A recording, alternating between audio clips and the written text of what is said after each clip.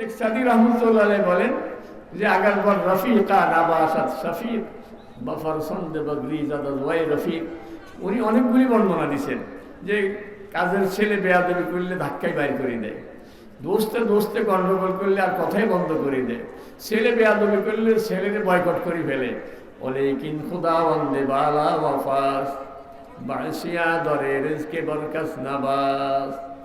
কিন্তু আমার বাপ আমাকে সৃষ্টি করে নাই, আমার বন্ধু আমার কি এমন উপকার করছে, আমার তো সৃষ্টি করে নাই। যে আল্লাহ আমাকে সৃষ্টি করছেন, আমি প্রতিনিয়ত তার হুকুম লঙ্ঘন করতেছি, তার সঙ্গে আমি কত রকমের নাফরমানি করতেছি, কিন্তু আল্লাহ আমার শ্বাস প্রশ্বাস সব ঠিক রাখছেন, আমার চোখে দেখা ঠিক রাখছেন, কানে শোনা ঠিক রাখছেন, আমার খাওয়ার চাহিদা, আমার খাওয়ার রুচি ঠিক রাখছেন, আমার খাদ্য নালী ঠিক রাখছেন, আমার পায়খানা পেশাবার রাস্তা ঠিক রাখছেন, সব কিছু ঠিক মতো চলতেছে।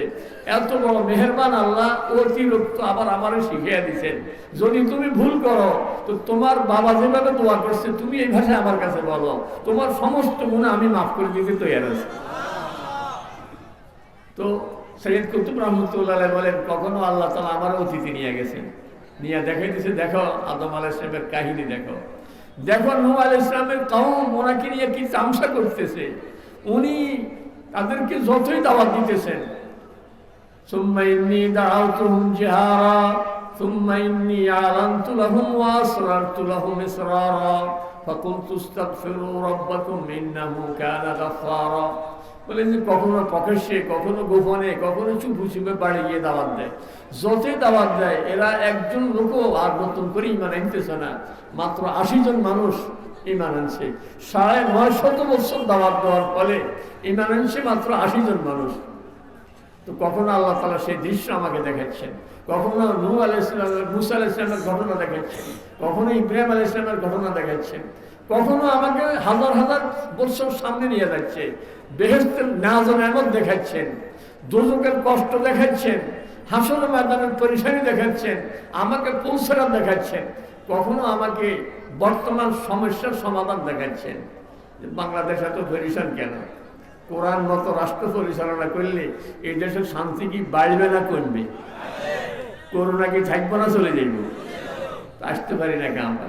তো কখনো কোরআন বলছে যে তুমি যাও কো বাইনা তাযাবু, আরে কোথায় যাও?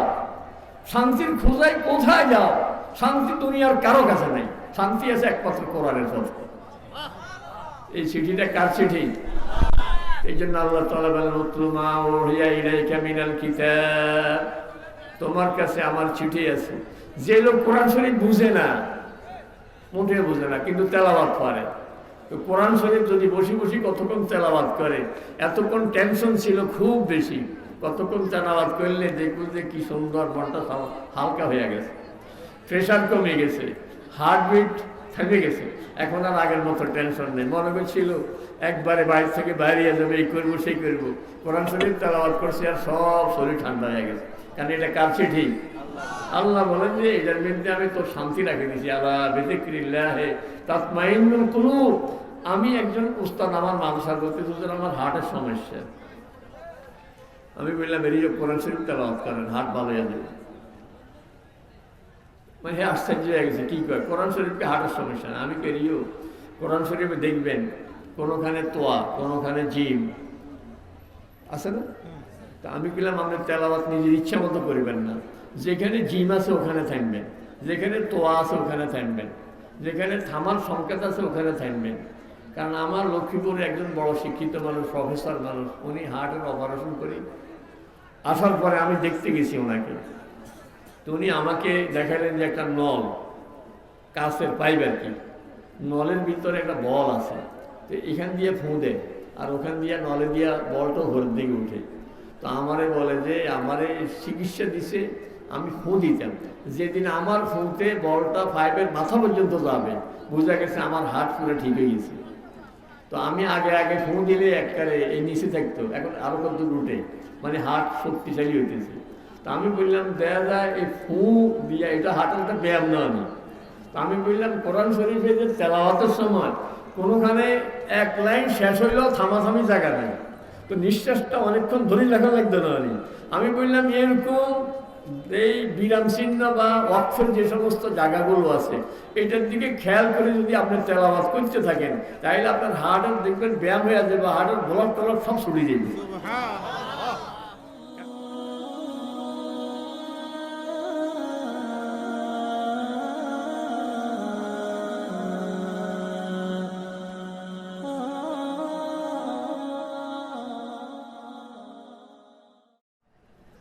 আল্লাহ রব্বুল আলামিন বড় মেহেরবানি করেছেন আমাদের উপর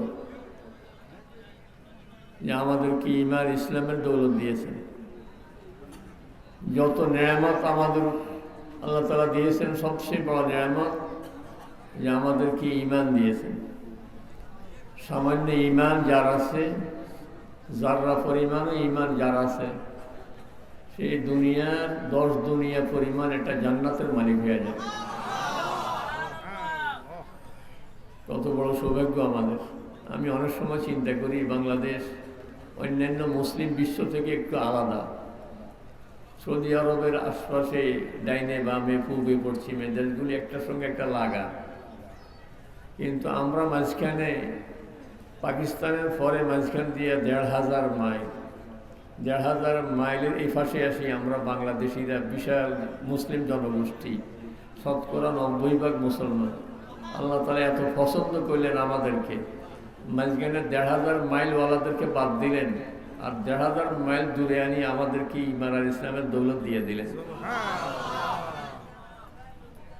ঈমান ইসলাম থাকার কারণে মনে যে কত প্রশান্তি আর শান্তি অনুভব করি সেটা আমরা বুঝি না, কিন্তু যে অমুসলিম সে যে কত অশান্তিতে ভোগে সেটাও আমরা বুঝি না, কিন্তু সেটা সে বুঝে যে কত অশান্তিতে। গত কয়েক বছর আগে ইউরোপ এবং এশিয়ার একটা সংযোগ ব্রিজ, কারণ তুরস্কের উত্তরে সাইপ্রাস একটা সাগরের মাঝখানে একটা দেশ, ওটা হলো ইউরোপের মধ্যে। তুরস্কের কিছু অংশ ইউরোপের মধ্যে, কিছু হইল এশিয়ার মধ্যে। তো তুরস্ক এবং সাইপ্রাসের সঙ্গে যে ব্রিজটা পৃথিবীর সবচেয়ে বড় ব্রিজ, ওই ব্রিজের যিনি ইঞ্জিনিয়ার, কত লক্ষ টাকা তার বেতন, কত উচ্চশিক্ষিত, লোকটা আত্মহত্যা করছে। তো মানুষ খুঁজতেছিল যে সে আত্মহত্যা কেন করল, কোনো কারণ খুঁজে পাচ্ছে না, কেউ তো তাকে মারে নাই, সে নিজে নিজে মরে গেছে। পরে দেখলো যে তার রুমে ছোট্ট একটা কাগজ লেখা, বলছে দুনিয়ার কোথাও শান্তি পাই নাই, একটু মরি দেখি শান্তি পাওয়া যায় না। অমুসলিম শান্তি পাই না, শিক্ষার কোনো অভাব ছিল না, টাকা পয়সার কোনো অভাব ছিল না, পদ পদবীর কোনো অভাব নাই, কিন্তু শান্তি নেই, কারণ তার ভিতরে ঈমান নাই, ইসলাম নাই। কিন্তু আপনার আমার ঈমান ইসলাম আছে, এই জন্য ওয়াজের মজলিসের ভিতরেও ঘুমাইতে থাকে, মসজিদে ইমাম সাহেব বয়ান করে তার একজন ঘুমাইতে থাকে, রিক্সাওয়ালা ফুটের উপরে মাথাটা দিয়ে হ্যান্ডেলের উপরে পা দিয়ে সিটের মধ্যে বসি গাছের ছায়াতে লম্বা পা লম্বা করে ঘুমাইতে থাকে। দেখছেন না এরকম? কারণ ভিতরে ঈমান আছে, এই জন্য শান্তি আছে। তো আল্লাহ তাআলার সঙ্গে আমাদের একটা কানেকশন আছে, একটা যোগাযোগ আছে, এই জন্য শান্তির জায়গাতে জান্নাত, ওই জান্নাতের সঙ্গে আমাদের একটা কানেকশন আছে, এই কারণে শান্তি সাপ্লাই হয় আমাদের কাছে। এখন এই শান্তিটার কানেকশন রাখা দরকার না হারাই ফেলতে হবে? আল্লাহ তাআলা বলেন, বান্দা ছিলে তুমি জান্নাতে, বহুত দূরে চলে গেছে। জান্নাত কোন দূরে আমাদের থেকে? আমরা যে নীল আসমান দেখি, হযরতে মুফতি শফি রহমতুল্লাহ আলাইহি বলেন যে বৈজ্ঞানিকরা বলতেছে এটা আসমান নয়, এটা পৃথিবীর ছায়া। উনি বলেন হইতে পারে, কারণ আসমান তো এত দূরে যে আসমান আমাদের নজরে আসার কথা না, কারণ সূর্য চন্দ্র গ্রহ নক্ষত্র সব আসমানের নিচে। সূর্য পৃথিবী থেকে 1,30,00,000 মাইল দূরে, সূর্য পৃথিবী থেকে আমাদের থেকে 1,30,00,000 মাইল দূরে। আরো অন্যান্য গ্রহ নক্ষত্র এত বড় বড়, যেটা সূর্যের থেকে অনেক বড়, কিন্তু ওগুলি এত দূরে, ওগুলির আলো এখনো পৃথিবীতে আসে পৌঁছে নাই। তাহলে আসমান কত দূরে? রাসূল সাল্লাল্লাহু আলাইহি ওয়াসাল্লাম বলছেন আসমান এই পৃথিবী থেকে 500 মাইল দূরে। 500 মাইল দূরে হিসাব কি করতে পারবেন আমার সাথে আপনারা? কিভাবে 500 মাইল? আলোকবর্ষ 500 মাইল, 500 বৎসরের রাস্তা বলছে 500 বৎসরের রাস্তা। আলোর গতি প্রতি সেকেন্ডে 1,86,000 মাইল, এক সেকেন্ডে 1,86,000 মাইল। এটাকে 60 দিয়ে গুণ দিলে হবে মিনিট, আরো 60 দিয়ে গুণ দিলে বের হবে ঘন্টা, 24 দিয়ে গুণ দিলে হবে দিন, 30 দিয়ে গুণ দিলে হবে মাস, 12 দিয়ে গুণ দিলে হবে 1 বছর, ওইটারে 500 দিয়ে গুণ দিলে হবে 500 বছর। এবার 1,86,00,000 মাইল, এইটারে এইভাবে গুণ করতে করতে কত কোটি কোটি কত কোটি কোটি মাইল হয়ে যাবে এই পৃথিবী থেকে আসমান এত দূরে। ওই আসমান আবার এত মোটা, ওই আসমান থেকে দ্বিতীয় আসমান আবার এত দূরে, হইতে হইতে 7 আসমান, 7 আসমানের উপরে আপনার আমার জান্নাত। তাহলে জান্নাত কি বাইরের কাছে না অনেক দূরে? তো আমরা সেই জান্নাত থেকে জমিনে চলে আসছি। আর ওই 7-8 জান্নাত, সর্বোচ্চ জান্নাত হলো জান্নাতুল ফেরদাউস। জান্নাতুল ফেরদাউসের উপরে হলো আল্লাহ তাআলার আরশ। তাইলে বেহেশত কোথায়? আল্লাহ পাকের আরশের কাছাকাছি। ওখান থেকে জমিনে চলে আসছি, কত কোটি মাইল দূরে চলে আসছি। ছেলে বিদেশ যাওয়ার সময় খুব কাঁদে, বাপে কয় যে অসুবিধা নাই, ওখানে যে ফোন দিস, চিঠি লিখিস, আমরা ফোন করবো, চিঠি দিব। যোগাযোগের মাধ্যম দুইটা, একটা হলো মাঝে মধ্যে চিঠি দেওয়া, একটা হলো মাঝে মধ্যে ফোন করা। কি বলেন? 2 লাইন নয়নি, ইদানিং চিঠি কমে গেছে, এখন চিঠিটার দরকার নেই, চিঠি লেখা মানুষের ভুলিও গেছে। আগে বিয়ে শাদী হইলে মেয়েরা বাজারের থেকে চিঠি লেখার বোর্ড টোকাইতো, স্বামীর কাছে কেমনে চিঠি লিখবো, আশপাশের বান্ধবীদের থেকে চিঠির ড্রাফটিং করতো, কেমনে কেমনে ভাষা লিখতে হবে। এখন তো চিঠি উঠে গেছে, যোগাযোগের লাইন দুইটা। আল্লাহ তাআলা বলতেছেন, বান্দা আমার, তুমি জান্নাত থেকে মাটিতে যাইতেছো, কোটি কোটি মাইল দূরে সরে যাইতেছো, আমার সঙ্গে তোমার যোগাযোগের লাইন দুইটা। একটা হলো আমার চিঠি যাবে, আরেকটা হলো তুমি একটু মোবাইলে ফোনে আমার সঙ্গে আলাপ করবে। আমার কথা কি বোঝা যায়? মাঝে মধ্যে অন্ধকার হইলে তো অসুবিধা নাই, তো আওয়াজ তো চলে আলাদা। এই জন্য আল্লাহ তাআলা বলেন, উতলু মা উহিয়া ইলাইকা মিনাল কিতাব, আমার চিঠি আছে তোমার কাছে, তো মাঝে মধ্যে আমার চিঠিটা নিয়ে পড়বে। এই যে কোরআন শরীফের কথা, এগুলি কার কথা? এই চিঠি কার চিঠি? এই জন্য হযরতে সৈয়দ কুতুব রহমতুল্লাহ আলাইহি উনি তাফসীর লিখছেন ফি জিলাল কোরআন। তাফসীর লেখা শেষ করেই এরপরে ভূমিকা লিখছেন। ভূমিকা লিখতে যাইয়া বলেন যে আমি এই তাফসীর লেখাকালীন যত সময় কোরআনের সাথে ছিলাম, যত সময় দিয়েছি কোরআনের পিছনে, প্রতিটি মুহূর্তে আমার মনে হতো যে আমি আমার আল্লাহর সামনে বসা আছি।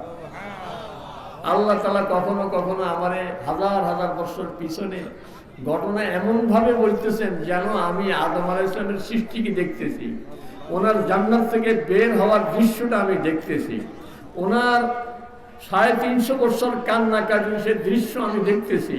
এরপরে যে আল্লাহ তাআলা শিখিয়ে দিয়েছেন, ফাতালাক্কা আদম মির রাব্বিহি কালিমাত ফাতাবা আলাইহি, আল্লাহ তাআলা শিখিয়ে দিয়েছেন যে আদম এত পেরেশান কেন, আমি ভাষা শিখাইয়া দিই, তুমি এই ভাষায় তোমার আওলাদেরা কিয়ামত পর্যন্ত এই ভাষায় যত ভুল করো আমার কাছে বলবে, আর সঙ্গে সঙ্গে আমি তার ভুলকে মাফ করে দিই। রব্বানা যালামনা আনফুসানা ওয়া ইল্লাম তাগফির লানা ওয়া তারহামনা লানাকুনান্না মিনাল খাসিরিন। কে শিখিয়ে দিয়েছেন? আল্লাহ শিখিয়ে দিয়েছেন। দুনিয়ার মানুষ একটুখানি ব্যস্কম হলে কথা বন্ধ করে দেয়, কথাই বলে না।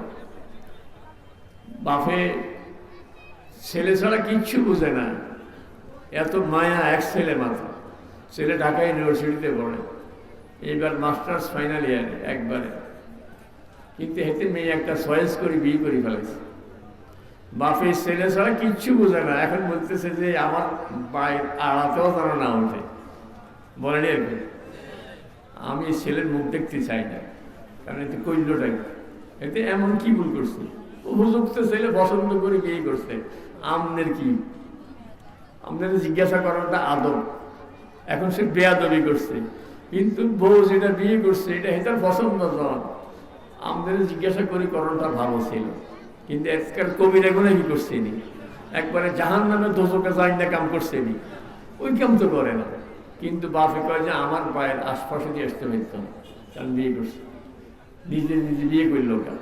মেয়ে ডাক্তারি পড়ে, ডাক্তারি পড়া শেষ হয়েছে, এখন ইন্টার্নি করে। বাপ অত বড় শিক্ষিত না। মেয়ে চিন্তা করলো বাবা দিলে আর কোথায় দিব, মেয়ে চয়েস করি একটা ছেলের পছন্দ করি, বিয়ে হয়ে গেছে। বাপের কাছে আমার বসার জায়গা নেই, কিন্তু মেয়ের মা ছাড়া কখনো রাখতো না, একটু ভুল করে ফেলেছে, এখন কাজে আর জায়গা নেই। এই জন্য শেখ সাদি রহমতুল্লাহ বলেন যে আগার পর রফিকা নাবাসাত শফিক বাফার সন্দে বগরি জাদাদ ওয়াই রফিক।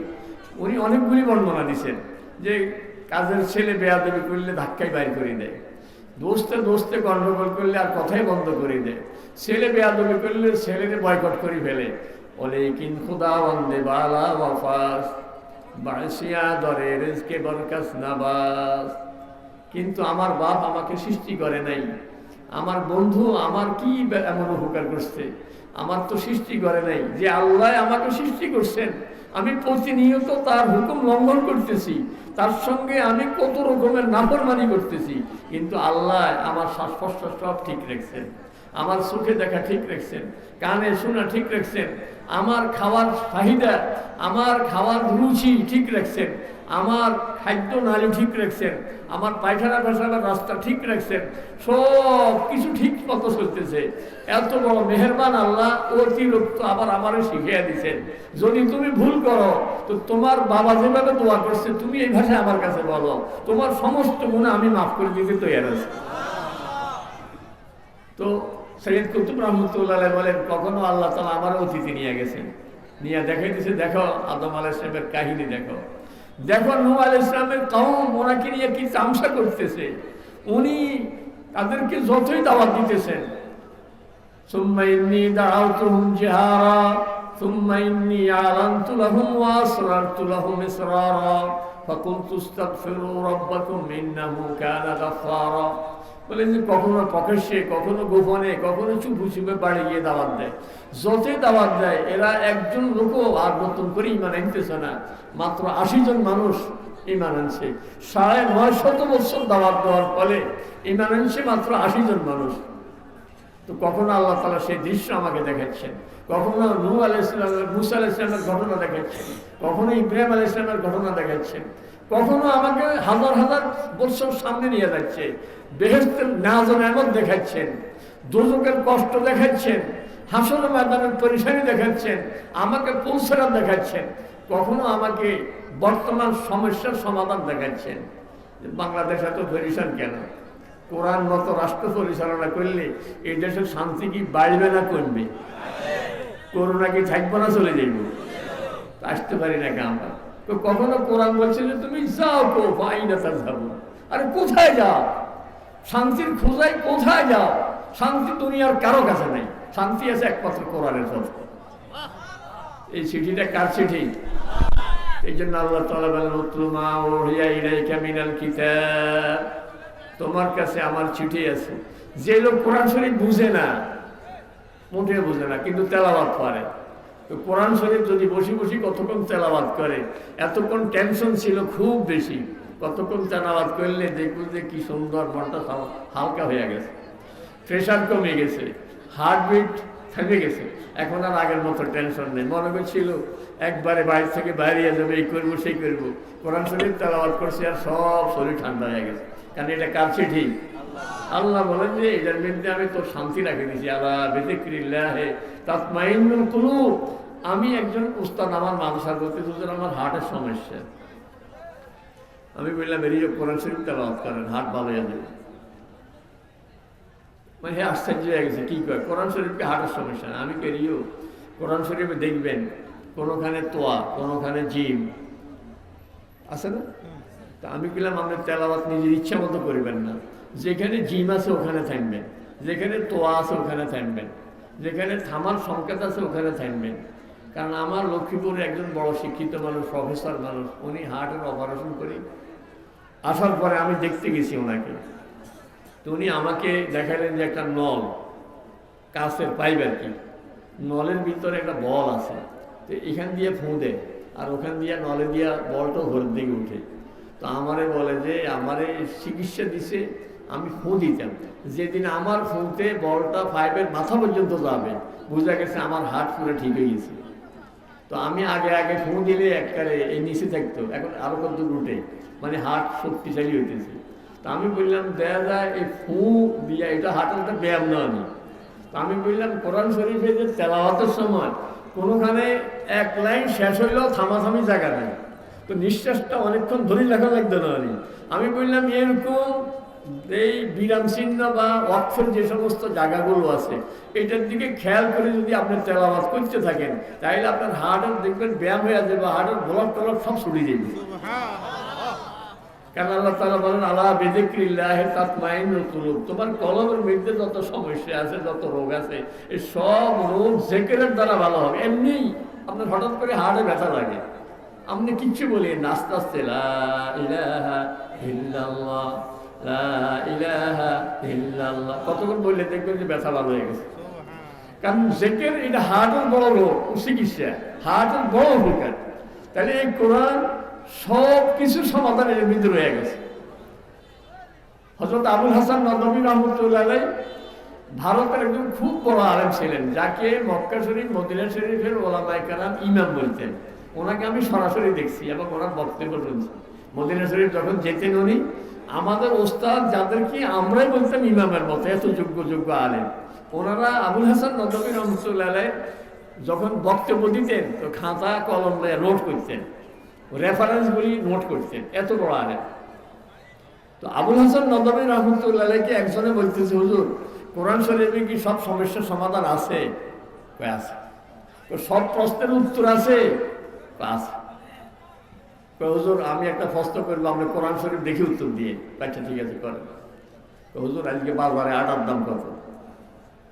লিখছেন নি কারণ আজকে বাজারে আটার দাম কত? এটা জবাব দিতে হবে কি দেখি?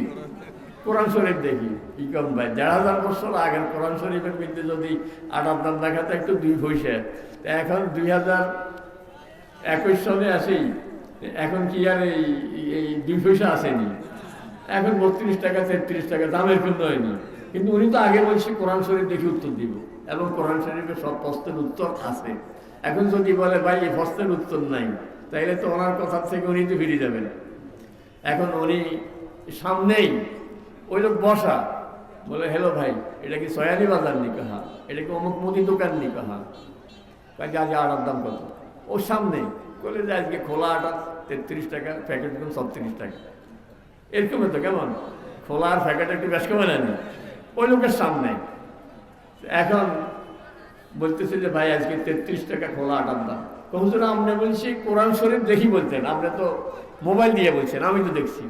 এই কথা কোরআন শরীফে আছে, ফাসআলু আহলা যিকরি ইন কুনতুম লা তা'লামুন, যেটা জানো না সে যেতে জানে হেতারে জিজ্ঞাসা করি, তারপরে উত্তরটা দিয়ে। আটার দাম তো আমি জানি না, এটা জানে দোকানদারে, এই জন্য হেতারে জিজ্ঞাসা করি উত্তরটা দিছি। কাজে এই কথাটা কোরআন শরীফে আছে না নাই? সব সমস্যার সমাধান কোরআন শরীফে আছে। আপনি পারিবারিক সমস্যা, বউ কন্ট্রোল করতে পারেন না, এই বউটাকে কেমনে কন্ট্রোল করবেন? এই কথা কোরআন শরীফে আছে না নাই? আপনার ছেলে মেয়ে লালন পালন কেমনে করবেন? কোরআন শরীফে আছে না নাই? দেশ কিভাবে চালাবেন? কোরআন শরীফে আছে না নাই? বেচা কিনা কিভাবে করবেন? কোরআন শরীফে আছে না নাই? সব কথা কোরআনে আছে। এই জন্য আল্লাহ তাআলা বলেন, বান্দা জান্নাত থেকে বহু দূরে তুই, কিন্তু আমার তরফ থেকে একটা চিঠি আছে, চিঠি পড়লে দেখবে সব সমস্যার সমাধান হয়ে যাবে। আর আমার কোরআন তেলাওয়াত করতে বসলে দেখবে যে কোরআনের ফাঁকে ফাঁকে আমাকে দেখবে। আল্লাহকে দেখি নাই, কিন্তু আল্লাহর কোরআন তো শুনি। যখন কোরআন শরীফ তেলাওয়াত করে একজন হাফেজ সাহেব, সূরা ফাতিহা দৈনিক 32 বার পড়ি আমরা। দৈনিক কবার পড়ি? কারণ ফরজ নামাজ 17 রাকাত, বেতের 3 রাকাত, 20 টাকা দিয়েছে না। সুন্নতে মুআক্কাদা 12 রাকাত, ফজরের আগে 2 রাকাত, যোহরের আগে 4, পরে 2, 6 আর 2 8, মাগরিবের পরে 2 10, এশার পরে 2 12 রাকাত দিয়েছে না। এর বাইরে যেগুলি পড়েন সেটা নফল। তাইলে নফল কেউ কেউ পড়ে, কেউ কেউ পড়ে না, কিন্তু সুন্নতে মুআক্কাদাটা তো পড়ি।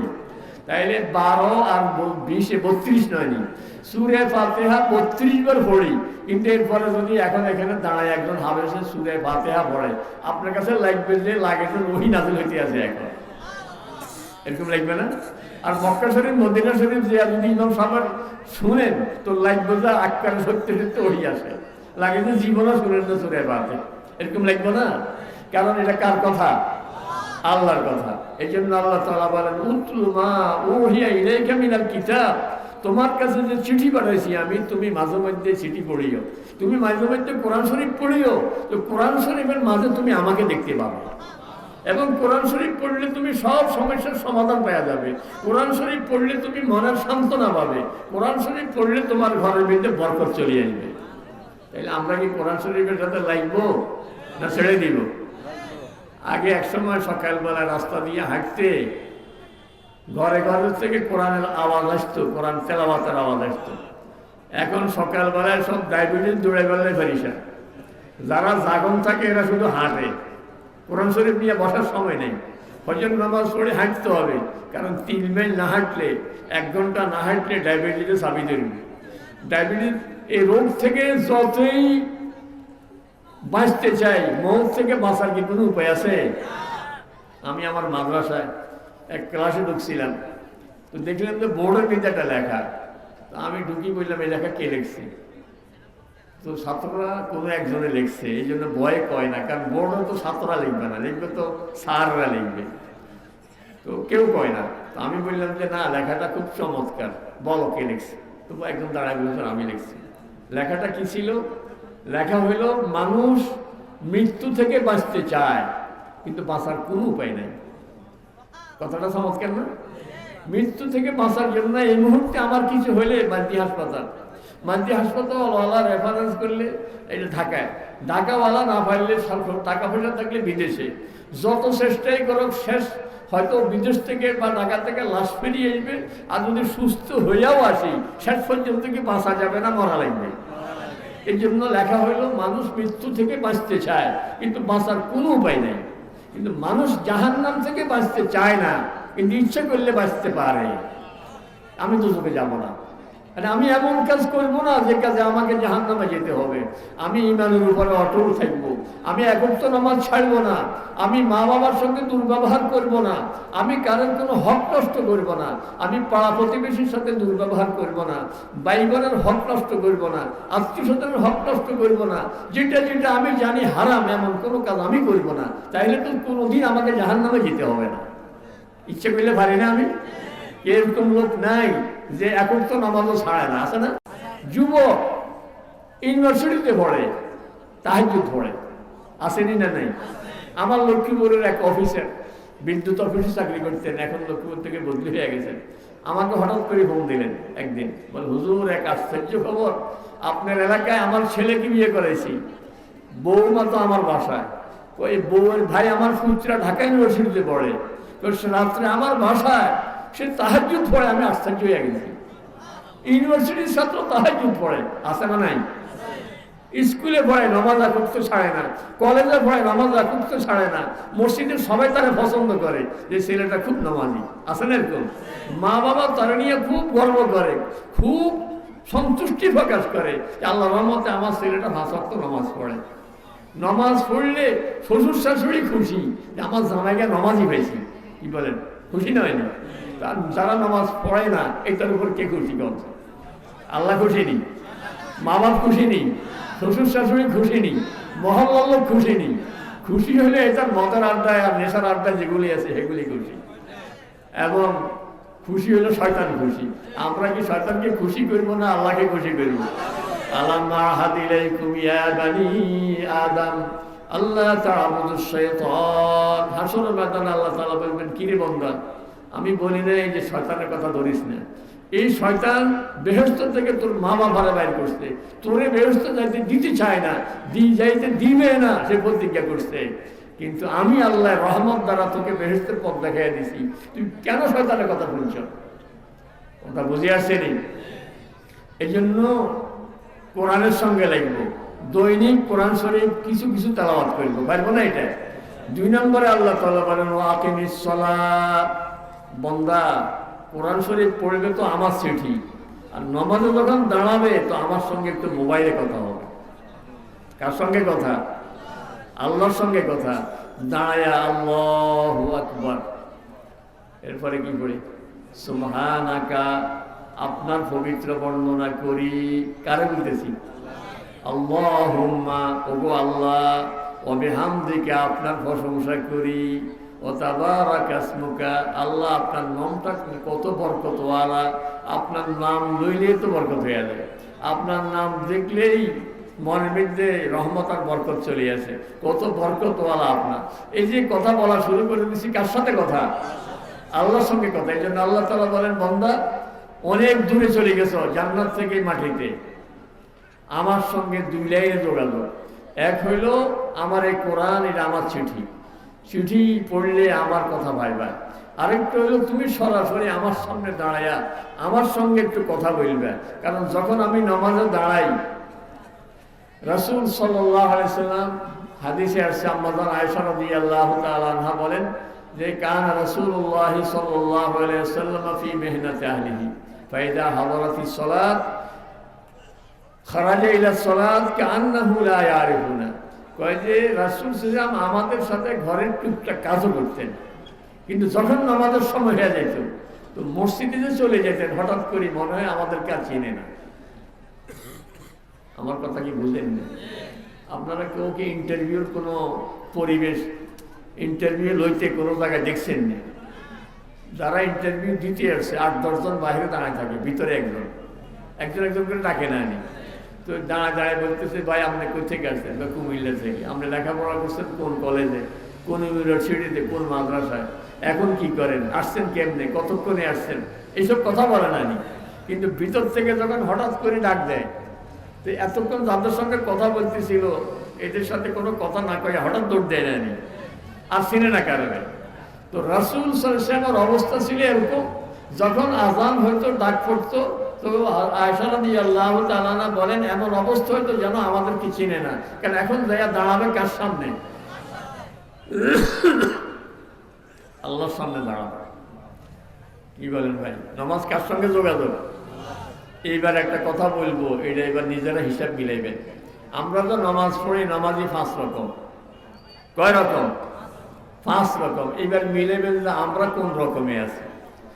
একরকম নামাজই আছে, কিছু পড়ে কিছু পড়ে না, আসেনি না নাই? কিছু আছে ঈদের নামাজ পড়ে, জুমার নামাজও পড়ে না। আপনাদের দিকে কি আসেনি? খালি ঈদের নামাজ পড়ে, জুমার নামাজও নাই। কিছু আছে ঈদের নামাজ পড়ে, জুমার নামাজ পড়ে, ফাঞ্জেগানা পড়ে না। কিছু আছে ফাঞ্জেগানার মধ্যে জোহর, আসর, মাগরিব, এশা পর্যন্ত পড়ে, কিন্তু ফজর নামাজ পড়ে না। এইখানেও তালাশ করলে কিছু কিছু লোক পাওয়া যাবে, কিন্তু হুজুর নামাজ তো আসলে সবগুলি পড়ি, ফজরের সময় উঠতে পারি না। আসেনি না নাই? এই যে কিছু পড়ে কিছু পড়ে না, এতে আল্লাহ তাআলার সাথে যোগাযোগ হবে না। কারণ এটা একটা ডিজিট, এটা একটা টেলিফোনের নির্দিষ্ট নম্বর আছে। আমাদের নম্বরটা হলো 17 ডিজিটের। এখন তো বিদেশ থেকে টাকা পাঠায়, কি সুবিধা, কোনো চেকটা কিচ্ছু আসে না। একসময় তো চেক ফাটাই দিত ডাকে, খামে করি বাপে চেক নিয়ে ব্যাংকে জমা দিত তো টাকা উঠতো। এখন কিচ্ছু লাগে না, মোবাইলে একটা মেসেজ আসে, কয় আব্বা আপনার মোবাইলে মেসেজ গেছে, ব্যাংকে যাইয়া এই নম্বরটা দেখাইলে ওনারা টাকা দিয়ে দিব। ব্যাংকে কিচ্ছু লাগে না, আপনি যে মোবাইল নিয়ে যাবেন, এরা দেখবো যে 17 ডিজিটের একটা নম্বর আছে, ওই নম্বরটা 17 অঙ্কের। তো ওইটার সাথে মিলাইয়া ব্যাংকও খবর আছে, দেখবো যে হ্যাঁ ঠিক আছে, আপনারা টাকাটা গড়ে দিলে বাড়ির দিকে চলে আসবেন। আমাদেরও আল্লাহর সঙ্গে যোগাযোগের নম্বর 17 ডিজিটের। ফরজ নামাজ কয় রাকাত? 17 রাকাত নয়নি, 17 অঙ্কের 17 সংখ্যা। একটা সংখ্যা যদি কম হয় তো আল্লাহ তাআলার সঙ্গে যোগাযোগ হবে নি, যোগাযোগ হবে না, যোগাযোগ হবে না। তাহলে রিজিকের দরজা খুলবে না, জান্নাতে যাওয়ার রাস্তা খুলবে না। 5 ওয়াক্ত নামাজ যদি ঠিক মতো পড়েন তো জান্নাতে যাওয়ার রাস্তা খুলবে। কথা বুঝলেন নেই? কিন্তু যারা কিছু পড়ে কিছু পড়ে না, তাহলে একদল কিছু পড়ে কিছু পড়ে না, আমরা ওই দলের মধ্যে থাকবো না তো। 5 ওয়াক্ত ঠিক মতো পড়বো তো ইনশাআল্লাহ। এখন যারা ফজর নামাজ পড়তে পারেন না, তাদের অভিযোগ যেটা, সমস্যা যেটা, সেটা হলো হুজুর ঘুম ভাঙ্গে না, ঘুম থেকে জাগি না। আমি বলি যে কেন জাগেন না? কয় যে ঘুমাইতে ঘুমাইতে দেরি হয়ে যায়। তো আপনি ঘুমাইতে দেরি করি ঘুমান কা? রাসূল সাল্লাল্লাহু আলাইহি ওয়াসাল্লাম এশার নামাজের পরে আর গল্প গুজব করতেন না। জরুরি কোনো কথা থাকলে কথা বলতেন, না হয় অন্যান্য টেলিভিশনের সামনে বসা, গল্প গুজব করা, একবার খালেদাকে ক্ষমতার থেকে নামানো, আবার হাসিনাকে বসানো, আবার হাসিনাকে নামাইয়া খালেদাকে বসানো, আবার অমুককে ক্ষমতায় বসানো, দোকানে বসে বসে এগুলি করে না। তো এগুলি করে রাত 12টা বাজায়, পরে আস্তে আস্তে এরপরে আর ফজর রক্ত থাকে না, ফজর রক্ত পায় না। তো এরকম করা যাবে নি আর না। আমি যখন দেখছি যে আমার ঘুম ভাঙতে দেরি হয়, তো আমি ঘুমাইতে একটু আগে ঘুমিয়ে যাবো, এসব পরে ঘুমিয়ে যাব। এবং শীতকাল তো এত সুযোগ, হাদিসে আসছে সেটা রবিউল মুমিন, শীতকাল মুমিনের জন্য বসন্তকাল। শীতকাল মুমিনের জন্য কি কাল? কেমনে বসন্তকাল? দিন ছোট, ইচ্ছে করলে সোমবার বৃহস্পতিবার রোজা রাখান যায়, কারণ এদিকে তো এদিকে না ফিরতে দিন শেষ, কি বলে সুযোগ নয়নি। রাত্র লম্বা, এসব পরে ঘুম গেলে এসব নামাজ জামাত 7:30 পৌনে 8টায়, কেমন? 8টা 8:30 বাজবো ঘরে যাইতে যাইতে। আর সবচেয়ে উত্তম হইল মাগরিবের পরে খানাটা খাইয়া নিলে, তাহলে খাইয়া ঘুমান লাগলো না, খানা আগের ভাগে খাইছি। এসব পড়ি ঘুম যায় গেলাম, 9টার ভিতরে ঘুমাইয়া পড়ছি। 6 ঘন্টা যদি ঘুম যায় তো রাত 3টার সময় এমনি জাগে গেছি। 3টার সময় জাগলে ফজর নামাজ হয় 6টায়। এখন আপনাদের মসজিদে কয়টায়? 6টায়, 6:05, 6:10 এরকম। তাহলে 3টার সময় উঠলে মন ভরি তাহাজ্জুদ পড়ি আল্লাহ তাআলার কাছ থেকে সম্পূর্ণ মঞ্জুর করে দেওয়া যাবে। কারণ ভোর রাত্রের ইবাদত এত দামি, শেষ রাত্রে আল্লাহ তাআলা আমাদেরকে খুঁজতে থাকেন, বলতে থাকে আলা মিন মুস্তাগফিরিন ফাগফির লাহু। এর আসেনি কেউ গুনাহগার আমার কাছে মাপ চাইবে, এখন আমি মাফ করে দিতে এখন তৈরি হয়ে বসে গেছি। তুমি মাপ চাওয়া মাত্রই আমি মাফ করে দিই। আলা মিন মুস্তারজিকিন ফারজুকাহু। কেউ আসেনি রেজেক চাও, অভাবে আছে, খুব চাকরির দরকার, খুব ফসলের জায়গা জমির দরকার, বা এরকম ব্যবসার উন্নতি দরকার, আমার কাছে চাও, আমি তোমার রেজেকের ব্যবস্থা করে দিই। কার কি দরকার? আলা মিন সাইলিন ফাউতিয়া। কে আছে অসুস্থ, আমি তাকে সুস্থ করে দিব। কার কি অভাব আছে আমার কাছে বলো, আমি অভাবটা পূরণ করে দিব। তাহলে আমি কেন ফজর নামাজ পড়তে পারবো না? আমি আগে আগে ঘুমিয়ে যাব, ফজর নামাজ জামাতের সাথে পড়বো, এবং ফজরের পরে মসজিদে যদি বসে থাকতে পারি সূর্য উঠা পর্যন্ত, সূর্য উঠার 15-20 মিনিট পরে যদি 2 রাকাত নামাজ পড়ি, তাহলে একটা হজ একটা উমরার সওয়াব আমার আমলনামার মধ্যে লেখা হবে। বড় সুযোগ নয়নি আমাদের। তাইলে একদল হলো কিছু নামাজ পড়ে, কিছু পড়ে না, একদল। 2 নম্বর হইল নামাজ পড়ে 5 ওয়াক্ত, কিন্তু নামাজে দাঁড়ায় 10 রাকাত, 8 রাকাত, 6 রাকাত যা পড়ছে, কিছুরা পড়ছে, কি পড়ছে বলতে পারতাম। নামাজে দাঁড়াইবার সাথে সাথে মন যে কোথায় চলে গেছে খবর নাই। হাদিসে আসছে ওজুর সময় একটা শয়তান আসে, এর নাম হলো ওয়ালাহান।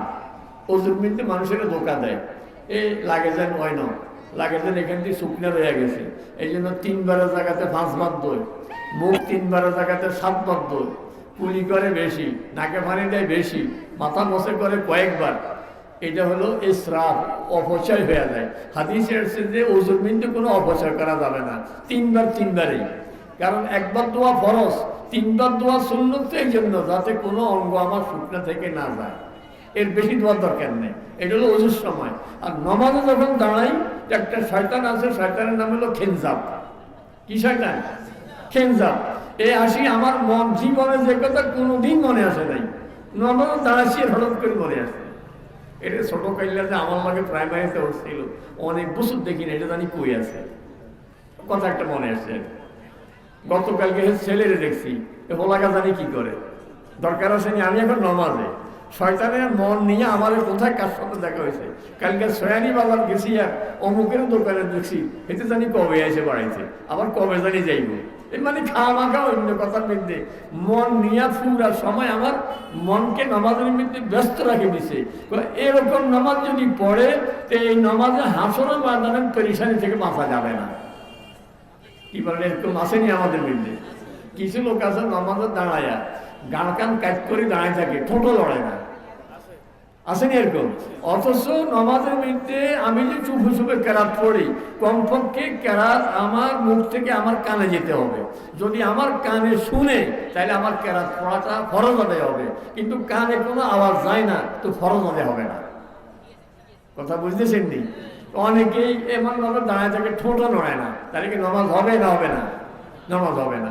তাহলে যারা নামাজ 5 ওয়াক্ত পড়ে কিন্তু নামাজের মধ্যে কি পড়ে খবর নাই, তাহলে এই লোকের নামাজের দ্বারা হাসরের ময়দানের পেরেশানি থেকে সে বাঁচবে না, দুজক থেকে বাঁচবে, বেহেশত যাবে, কিন্তু হাসরের ময়দানের পেরেশানি ভোগ করতে হবে। কথা বুঝলেন নি? এবার 3 নম্বরের মুসল্লি। 3 নম্বরের মুসল্লি হইল নামাজের দাঁড়াইলে শয়তানে তার মন লই যায়, হে আমার কাড়াইলে শিয়ালে বড় জ্ঞান দড়ি কাড়িলে শিয়ালকে। শয়তান তো হইল কুকুরের মতো। আমি যখন নামাজে দাঁড়াই তো হে গেউ গেউ শুরু করে আমার সাথে। এই জন্য কুকুর থেকে বাঁচার লাইন দুইটা, শয়তান থেকে বাঁচার লাইন দুইটা। এক হইল আপনি ব্যয় বাড়িতে গেছেন, নতুন এক আত্মীয় বাড়িতে গেছেন, ওই ব্যয়ওয়ালার কুকুর আছে, কুকুর নতুন মানুষ দেখি গেউ গেউ করিয়ে আসছে, তো আপনি ডাক দিয়েছেন, কই ভাই ব্যয় কই, আপনার কুকুর সামলান। তো ব্যয়জন ডাক দিয়েছে, এই কুকুর থামি গেছে। নামাজে মসজিদে ঢুকার সময় রাসূলুল্লাহ বলেন, কেউ যদি মসজিদে ঢুকতে কথা বলে, আউযু বিল্লাহিল আযীম ওয়া বিওয়াজহিল কারীম ওয়া সুলতানিহিল কাদীম মিনাশ শাইতানির রাজীম, এরপরে বিসমিল্লাহ ওয়াসসালাতু ওয়াসসালামু আলা রাসূলিল্লাহ আল্লাহুম্মা ইফতাহ লি আবওয়াব রাহমাতিক। আমরা তো এটা তো পড়ি, কি বলেন মসজিদে ঢুকতে কি করেন? আল্লাহুম্মা ইফতাহ লি আবওয়াব রাহমাতিক। মসজিদে ঢুকতে 5টা আদব। কয়টা আদব? একটা হইল বিসমিল্লাহ বলা, কি বলা? আরেকটা হইল দুরূদ শরীফ পড়া, আরেকটা হইল দোয়া পড়া, আরেকটা হইল ডাইন পা দিয়ে ঢুকা, আরেকটা হইল যতক্ষণ মসজিদে থাকবো ইতিকাফের নিয়তে থাকবো। কয়টা হইল? 5টা। তাইলে বিসমিল্লাহে ওয়াসসালাতু ওয়াসসালামু আলা রাসূলিল্লাহ বললে একসাথে 2টা সারিয়ে যায়। বিসমিল্লাহে ওয়াসসালাতু ওয়াসসালামু আলা রাসূলিল্লাহ, এরপরে বলেন আল্লাহুম্মা ইফতাহ লি আবওয়াব রাহমাতিক, সাথে সাথে ডাইন পাও দিলেন, তাইলে দোয়া পড়লেন, ডাইন পাও দিলেন, ঢুকি নিয়ত করলেন যে আমি যতক্ষণ আছি ইতিকাফের নিয়তে আছি। তো কি ইতিকাফের নিয়ত? থাকবো 10 মিনিটে না, এই 10 মিনিট ইতিকাফ করলে কি লাভ হবে? মসজিদের বাহিরে যতগুলি নেক আমল হইতে থাকবে সমস্ত নেক আমল আমার অ্যাকাউন্টে জমা হয়ে যাবে। হাদিসে আসছে যে ইতিকাফ করে, ইতিকাফের বাহিরে যে আমলগুলি, যেমন ওরা 2জন মানুষ যাইতেছে, একজন একজনকে সালাম দিছে, একজন একজনকে একটু পথ দেখাইয়া দিছে, জিজ্ঞাসা করছে যে ভাই ছয়ানের রাস্তা কেমনে, সামনে যায় ডাইনে যায়, সামনে যায় বামে যায়, বলে দিছে একজনে। এই যে একটা নেক আমল করলো, আমরা তো মসজিদের ভিতরে, আপনাকে কেউ জিজ্ঞাসা করে নাই, ওই বাহিরে যে নেক আমলগুলি হয়ে গেছে আপনার আমল নামার মধ্যে, আপনার অ্যাকাউন্টে সেই আমলের সওয়াব আল্লাহ তাআলা জমা করে দিয়েছে। তাইলে সাথে যদি ওই দোয়াটা পড়ে আগে দিয়ে, আউযু বিল্লাহিল আযীম ওয়া বিওয়াজহিল কারীম ওয়া সুলতানিহিল কাদীম মিনাশ শাইতানির রাজীম। আল্লাহ, নামাজে দাঁড়াইলেই তো শয়তান আমার মন কোন দিকে থেকে কোন দিকে লইয়া যায়। আল্লাহ, আজকে আমি মসজিদে ঢুকতেই আপনার কাছে আশ্রয় চাইতেছি, যেন শয়তান আমার মন নিতে না পারে। তাইলে দেখবেন যে শয়তান যদি মন নিয়েও যায়, কাই নিতে পারবেন। দাঁড়াইলে এদিক থেকে মন গেল, আবার মনে আসবে যে আমি আমার আল্লাহর সামনে দাঁড়ানো আছি, মন কাড়াকাড়ি চলতে দেখবে। এই একটা ফর্মুলা।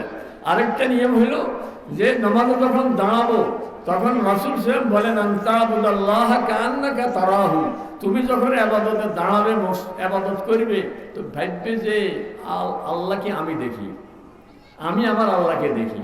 এটা সহজ কথা না, আল্লাহকে দুনিয়া থেকে দেখিনি আমরা, কিন্তু এই পর্যায়ে যদি বুঝতে না পারো, ফাইন লাম তাকুন তারাহু ফাইন্নাহু ইয়ারাকা, তাইলে কমপক্ষে এটা চিন্তা করবে যে আমি না দেখলে কি হবে, আল্লাহ আমাকে দেখে না দেখে না, এরে আল্লাহ আমার দিকে তাকাইয়া রয়েছে। আমি চিন্তা করি, আমি যখন কেরাত পড়ি, আমার মাইক্রোফোন আমার বুকে কলবে, এই মাইক্রোফোন এখানে, হরণ কি এখানে না দূরে, হরণ ধরে নয়নি, আমার মাইক্রোফোন আমার বুকে, মুখ দিয়ে তেলাওয়াত করি, এখানে মেশিনটা, এই মেশিনের হরণ হলো আরশ আজিমে। হরণ কোথায়? আরশ আজিমে।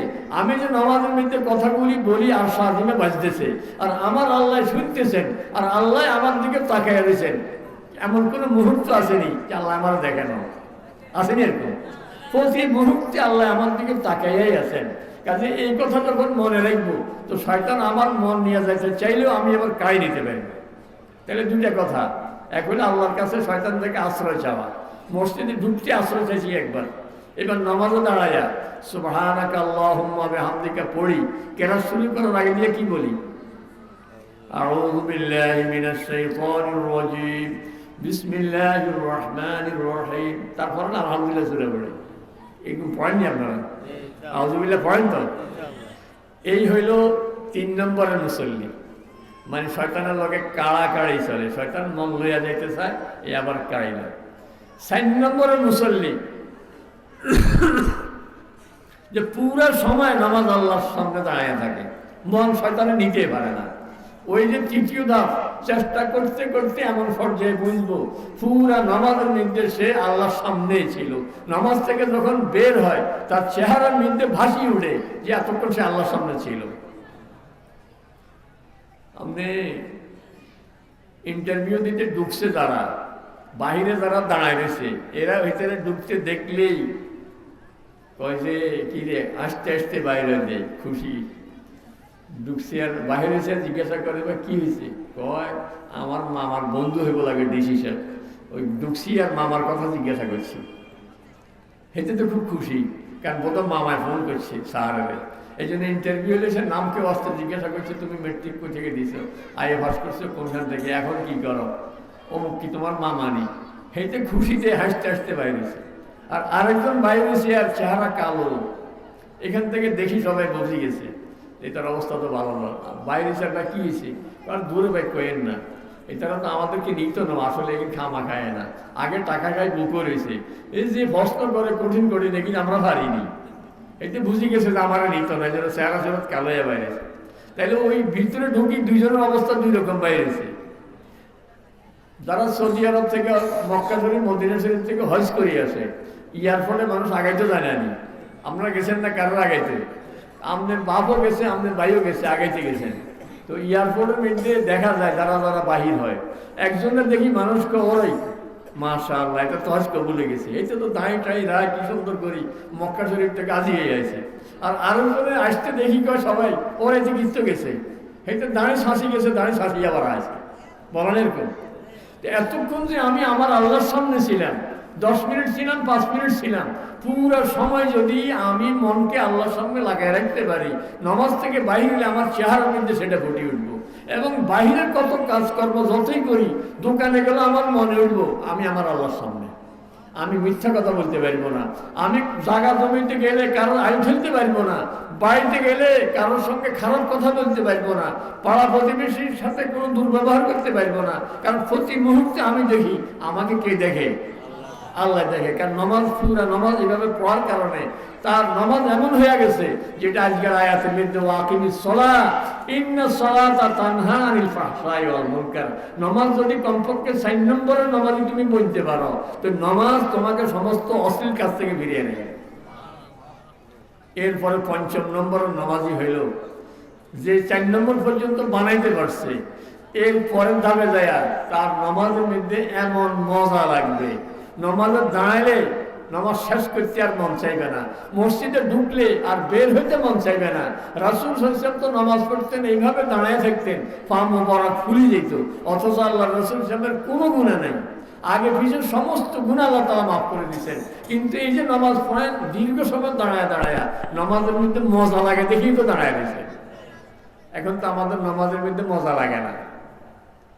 এই জন্য হাদিসে আসছে মুমিন মসজিদের মধ্যে মাছ পানির মধ্যে যেরকম, আর মুনাফিক মসজিদের মধ্যে পাখি খাঁচার মধ্যে যেরকম। কিছু কিছু লোক আছে নামাজ পড়ে, ইমাম সাহেব কেরাত লম্বা হলে বিরক্ত হয়ে যায়, ইমাম সাহেব দেরি করলে খুব নারাজ হয়ে যায়, আছে না? আর কিছু লোক আছে ইমাম কেরাত লম্বা হলে তার কাছে আরো ভালো লাগে, যে আমি তো এতক্ষণ আমার আল্লাহর সাথে আছি, আল্লাহর সামনে আছি। যদি নামাজের মধ্যে আমার মজা লাগে তো বুঝতে পারবেন যে আমার ধাপ, আমার নামাজের পর্যায়ে আরো একটু উপরে ক্লাস উঠে গেছে। আল্লাহ তাআলা আমাদেরকে এই নামাজগুলির চতুর্থ এবং 5 নম্বরে পৌঁছার তৌফিক দান করো। 3 নম্বরের নিচে নামা যাবে না। বুঝলেন না কথা? প্রথম ধাপ তো কিছু পড়ে কিছু পড়ে না, দ্বিতীয় ধাপে পড়ে কিন্তু মন কোথায় থাকে জানে না। এই দুই ধাপ পার হয়ে যেতে হবে আমাদের। তৃতীয় ধাপ থেকে সামনের ধাপে যদি যাইতে পারি ইনশাআল্লাহ এই নামাজের দ্বারা দুনিয়া তো অশ্লীল কাজ থেকে ফিরে থাকতে পারবো। এই নামাজ কবরে আমার পাশে থাকবে, হাসরের ময়দানে আমার জন্য সার্টিফিকেট হবে, নূর হবে, পুলসিরাত আমাকে আলো দিয়ে পার করে জান্নাতের মধ্যে বসিয়ে দিয়ে পারবো না ইনশাআল্লাহ। তাহলে আগামী এই ফজর থেকে শুরু করবো তো ইনশাআল্লাহ। ফজর নামাজ জামাতের সাথে পড়তে রাজি আছেন তো সবাই? যদি আজকের ওয়াজের পরে ফজর নামাজটাই না পড়ি প্রথম, তো বিসমিল্লাতেই তো ওয়াজে কোনো অ্যাকশন হলো না। এই জন্য যাদের নামাজে এতদিন ত্রুটি ছিল, নিয়ত করি আজ থেকেই আর দেরি করবো না, আজ থেকেই ফজর নামাজ ইনশাআল্লাহ আর ছাড়বো না। কেমন?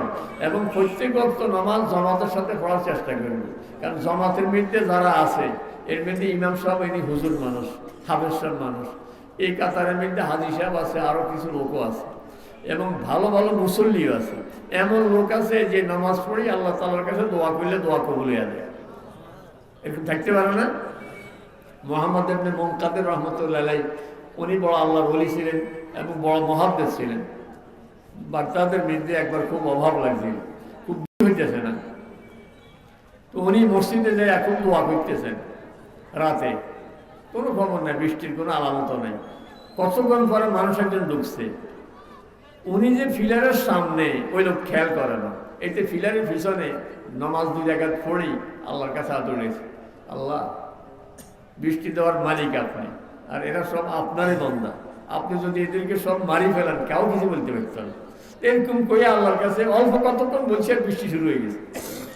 মুহাম্মদ ইবনে মুনকাদির ফিলারের ওই পাশে, লোকটা ফিলারের এই পাশে, উনি আশ্চর্য হয়ে গেল, কেড়ে লোকটা এতক্ষণ আমি কান্নাকাটি করলাম, বাগদাদের মানুষই এত কান্দে, কোনো খবর নেই, এই বেটা বিশেষ শব্দ বলছে, আরে বৃষ্টি শুরু হয়ে গেছে, বৃষ্টি হইতেছে, এই বেটা বাইরের দিকে চলে গেছে, ইনি ফিসে ফিসে গেছে, রাত্রে অন্ধকার, যাইয়া শুধু ঘরটা চিনি আসছে, চিনি চলে আসছে, সকালবেলা ওই ঘরে গেছে, আবার যাই অপেক্ষা ঘর থেকে কে বাইর হয়, দেখে যে ওই যে মুসি জুতা ছিলে যে মুসিকে বাক্স আছে না, বাক্স হাতে করি বেটালকে বাইরে দিয়ে আছে।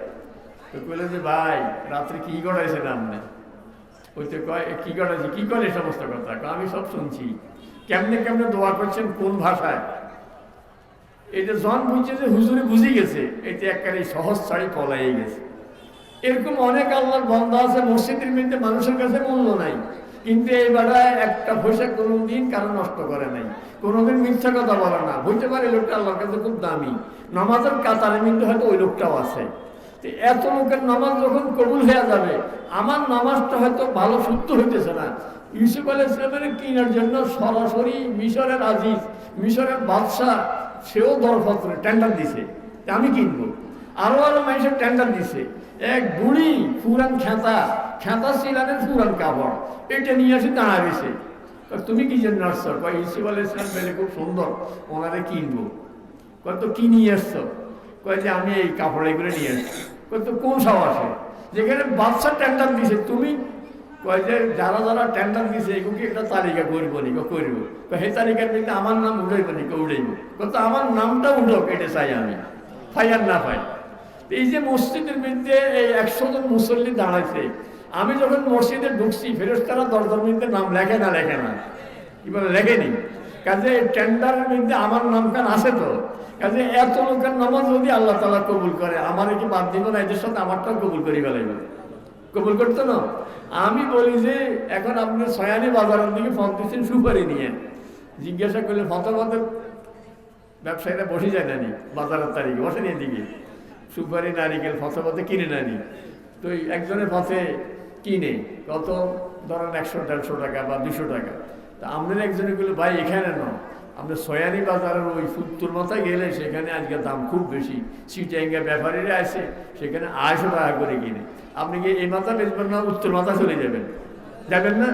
তা আপনি ঘরে নামাজ পড়লেন কেন? মসজিদে যদি আসি পড়েন ওখানে 200 টাকারটা 250 টাকা, কিন্তু আপনার নামাজ তো 200 টাকারটা 25 গুণ, 200 টাকারটা 5000 টাকা, 200 টাকারটা কত? 25 গুণ হলে 5000 হইতো না? আপনি ঘরের নামাজে আর মসজিদের নামাজে কমপক্ষে কয় গুণ ব্যবধান? 25 গুণ। ঘরে পড়লে যে সওয়াব মসজিদে যাওয়া পড়লে কমপক্ষে কয় গুণ? 25 গুণ বেশি সওয়াব। এই জন্য আল্লাহ তাআলা বলেন উতলু মা উহিয়া ইলাইকা মিনাল কিতাব ওয়া আকিমিস সালাহ।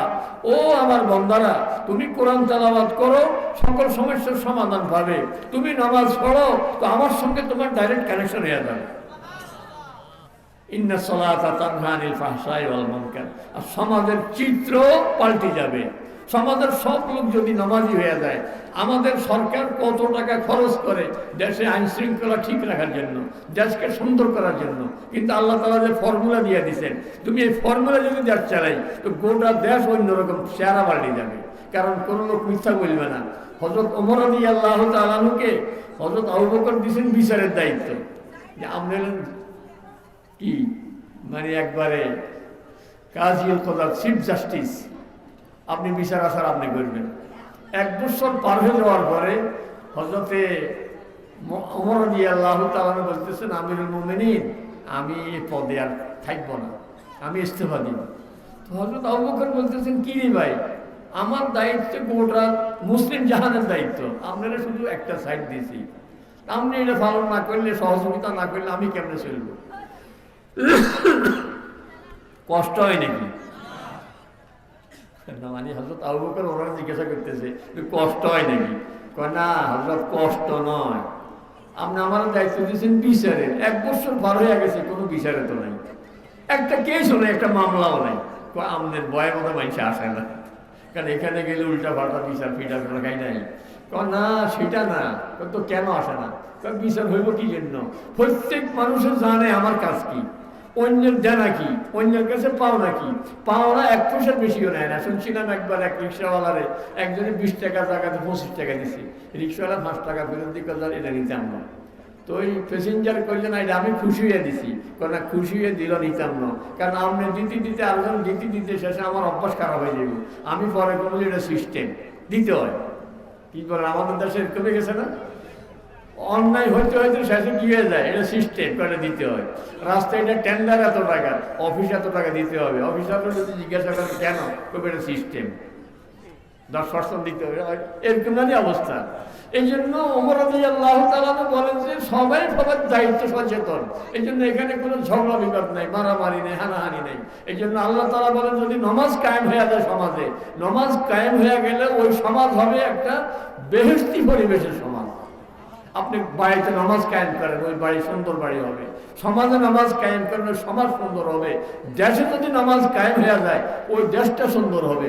আল্লাহ তাআলা আমাদের সকলকে এই যে আয়াত পড়লাম 21 পারার একবারে প্রথম আয়াত, আল্লাহ তাআলা এই আয়াত অনুযায়ী আমাদেরকে বাকি জীবন চলার তৌফিক দান করো, কোরআনের সঙ্গে লাগার তৌফিক দান করো, এবং নামাজের মধ্যে উপরে পর্যায়ে নামাজি যাদের কথা শুনলাম ওই ধরনের মুসল্লি হয়ে যাওয়ার আল্লাহ তাআলা তৌফিক দান করো।